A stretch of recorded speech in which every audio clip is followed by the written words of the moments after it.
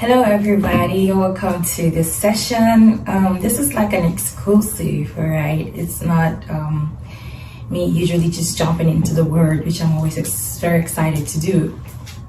But today I want to share personal testimony of how God delivered me from self-seeking validation.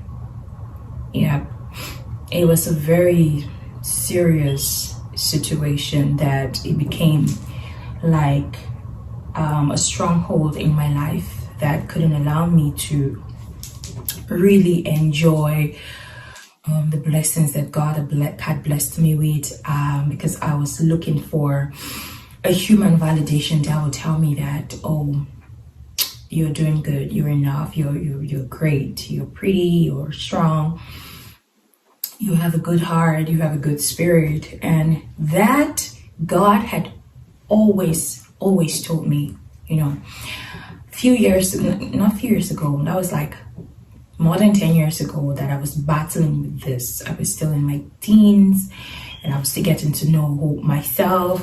I was still getting into a proper relationship with God. And that was one of the things that I seriously battled with. And so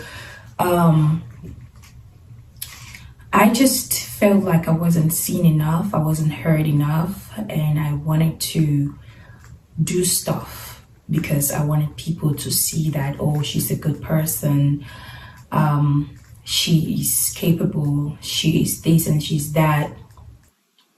And whenever I didn't get that validation, I felt so unsatisfied with who I was.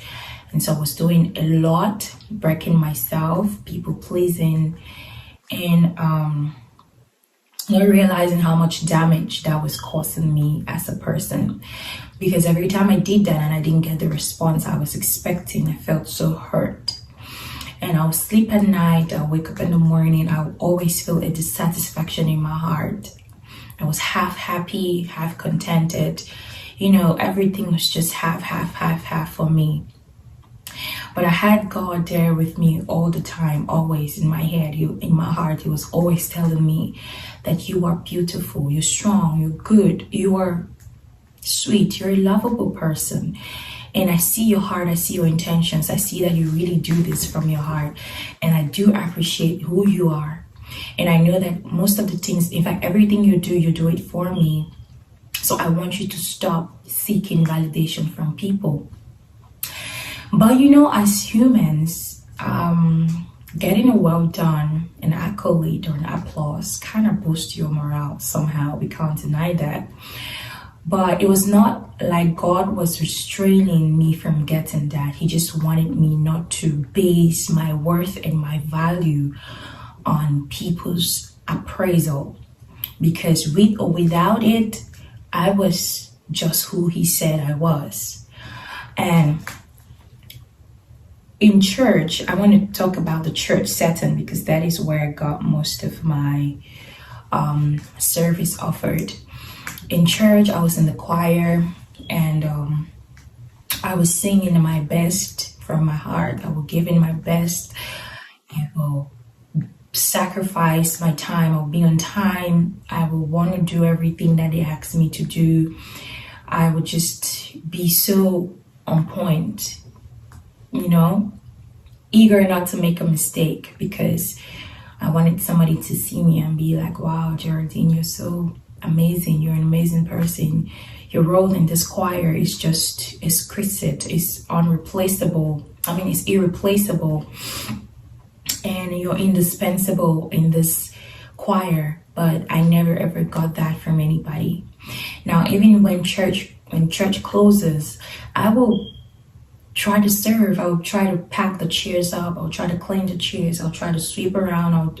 Okay, let me not say try. I'll actually do it. And I was doing it from my heart. But deep down inside of me, I just wanted somebody to walk up to me and tell me that, oh, you're doing a good job. But I never ever got that. Like, never, honestly. But when I finished doing that, I'll hear God speaking to me clearly and say, good job. He would even do a pat on my back. I could feel Him do that. But it was never enough for me because I just needed something. Like, I just My mind was always on that. And so it was a battle, between God and I. You know how Jacob wrestled with God? I was wrestling with God like that. And I felt so hurt every time I would show love and kindness to somebody, and I would want to receive the same affection in return, but I wouldn't get that.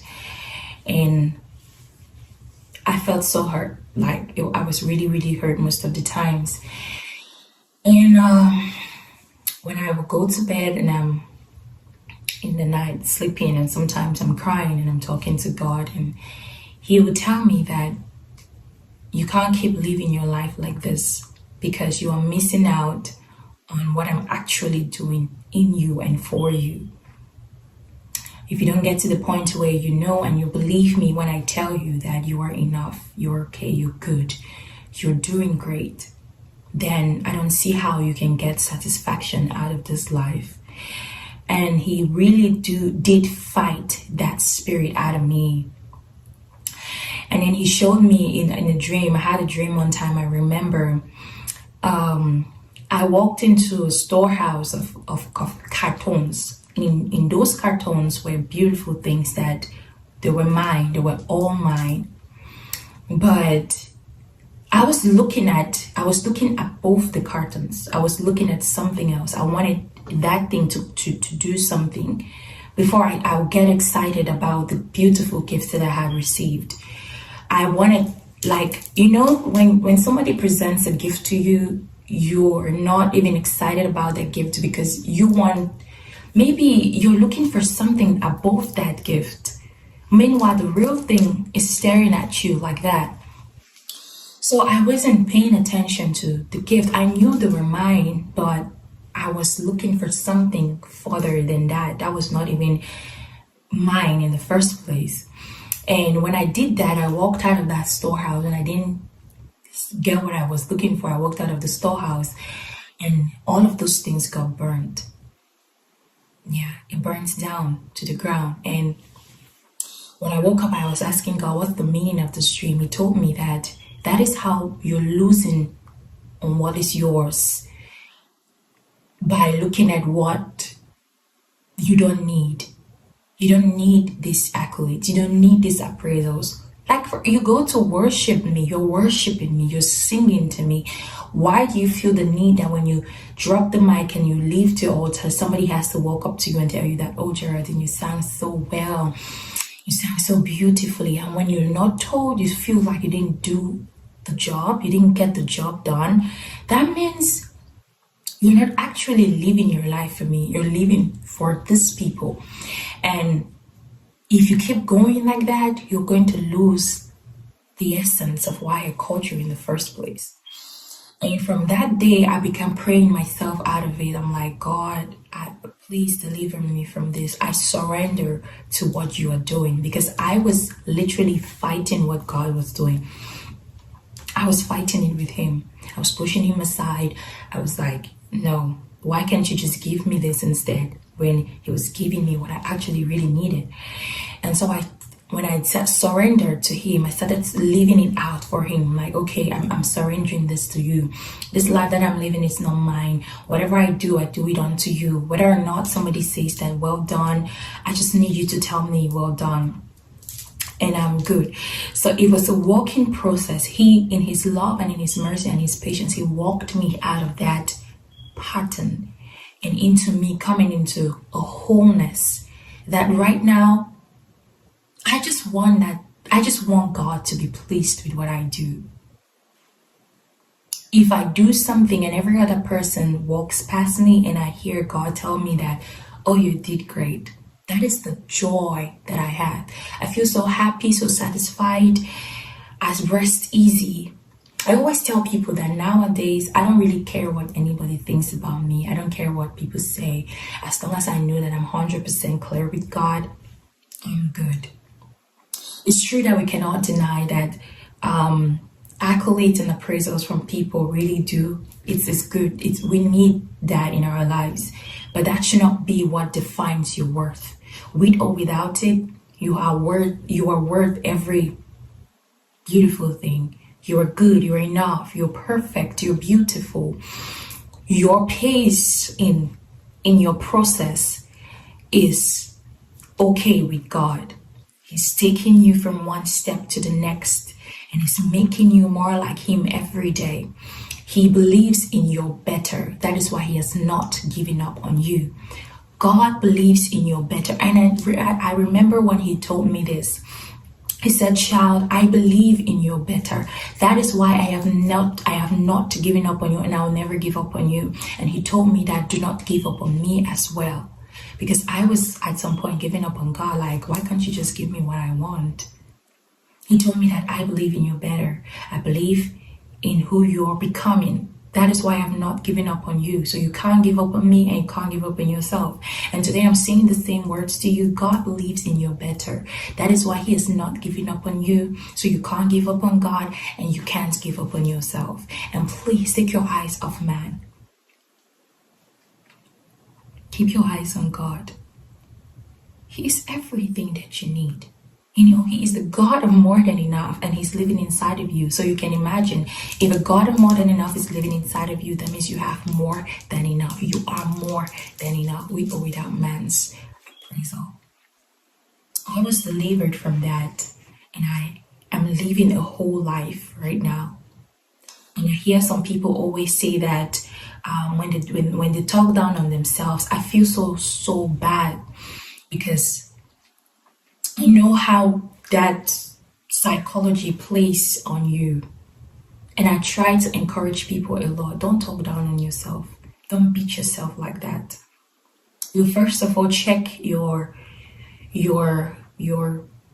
right standing with God. If you're okay with God, then even if you don't get a whisper from man, you're good.